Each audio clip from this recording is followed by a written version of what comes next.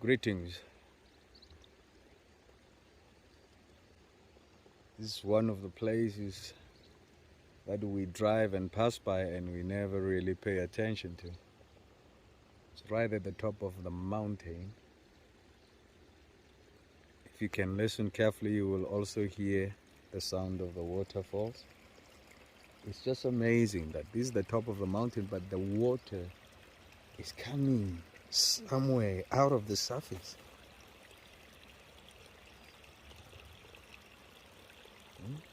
Somewhere.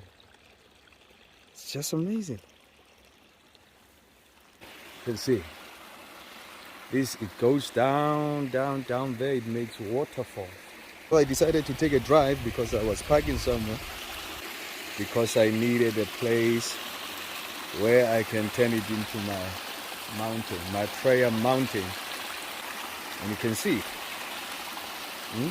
this water comes, this is the top of the mountain. You can see I'm right on top of the mountain. Look there, you can see it's just mountains, mountains, mountains, mountains, mountains.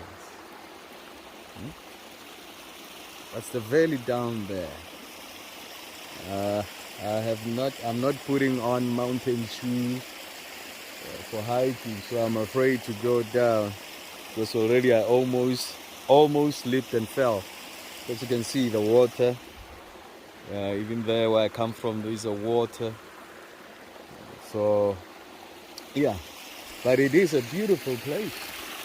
You hear the sound of nature when you come and just to seek the face of God, right on top of the mountain, like the old prophets, like Christ himself. Christ never spent time praying in the comfort zone.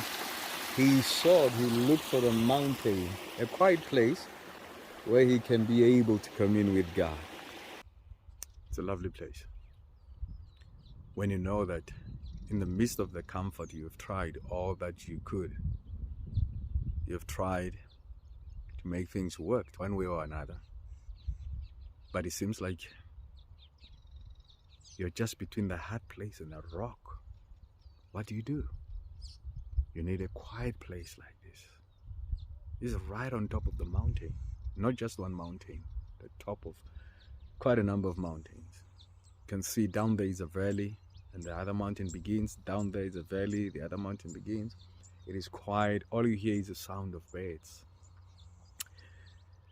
You need places like this where you can just come and seek the face of God. Seek the face of the one who is wiser, smarter, who is more knowledgeable about issues of life. So I've decided just to come here. I did not know this place until somebody just directed me and says, hey, there's a place around this mountain where you can actually have access to the top of the mountain, and there is a waterfall. I was just there. There is a waterfall. You can look at the landscape. It's beautiful. It's beautiful. In the city, yet it looks as if you're nowhere close to the city of Johannesburg. Beautiful. Beautiful environment, quiet, relaxing, and bless the Lord. So I will make it my new home in terms of prayer. This is where I will spend most of my times and my days, seeking the face of the Lord. Many people don't understand this. There is a reason why you find, even in the Bible, Elijah, the prophet, he went on top of the mountain and he put his head between his knees to pray. You find it, Moses went on top of the mountain to pray. Abraham was to sacrifice Isaac on top of the mountain called Moriah. The Lord Jesus Christ himself, the Bible says, often he went to the Mount of Olivet to pray, to seek the face of God in the early hours of the morning. When he finishes with the business of the day, preaching the word and all that, he always went to seek the face of God. God's great grace to all of you. Beloved, the times are hard.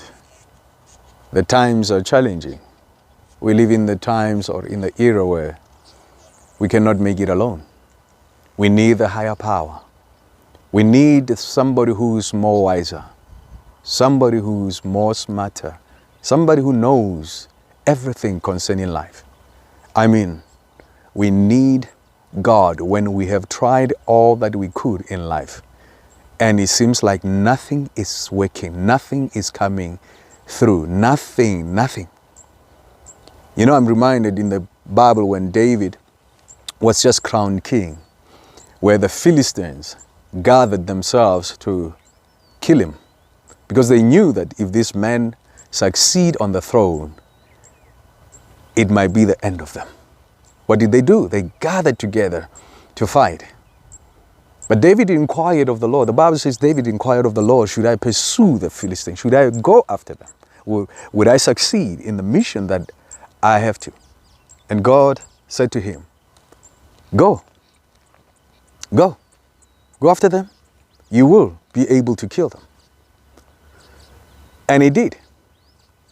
But one thing that it's so amazing is that even after the first round, when he succeeded, they went and regrouped. The enemy will always try. If he fails, don't ever make a mistake that he will sit down and fold his arms. He will always try to come back, and he will come with a different strategy altogether. So what do we need? We need times where we can seek the face of God. We need times where we can just be in a secluded place like Christ our Lord, to seek the face of God and to hear God's opinion concerning every matter in our lives. So when they came for the second time, David did not assume that because he has dealt with them for the first time and he succeeded, now he can do the same. No, he goes back to God and say, should I pursue them? Would you give me a victory? And the Lord answered him again, says, go. But this time there is a change of strategy, a change of direction, a change of location. God tells him, go to the valley around the mulberry tree and go there, go that route. When you get there, wait. When you hear the marching forward on top of the mulberry tree, then know that I have gone before you. Then you start to attack. Many of us, we want to fight these battles by ourselves. We want to fight alone. And we cannot succeed alone. We need God on our side. We need God to fight the battles for us.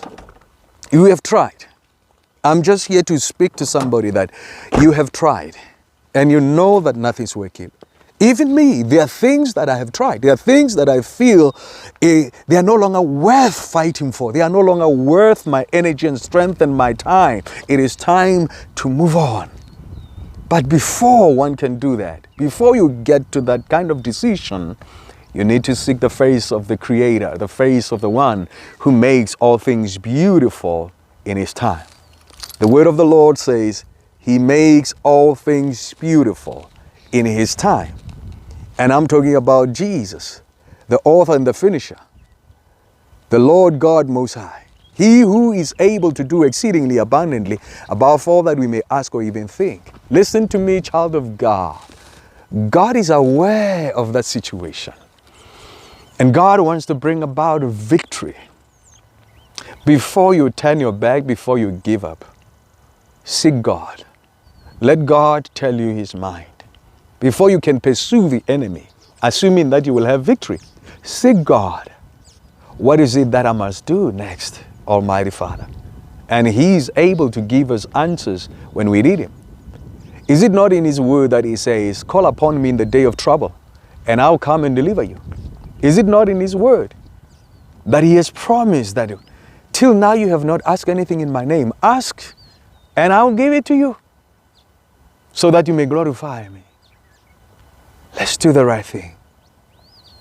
I am here to seek His opinion. I am here because I am tired of trying things on my own. I am here because I find myself between the rock and the hard place. I am here because life has not been favorable. I am here to seek the giver of life, the one who gives me the breath of life every morning when I wake up. There is a reason, and I'm here to find out what is that reason. What is that reason? For God is able to do exceedingly and abundantly above all that we may ask or even think. I repeat that verse. For He is God. He is Yahweh. He is not a man that He will lie, neither the Son of Man that you will relent from His word. Take courage, child of God. But hear me. Before you take a drastic decision in your life, ask His opinion and He will let you know. God bless you. I love you. And the King of Kings loves you more.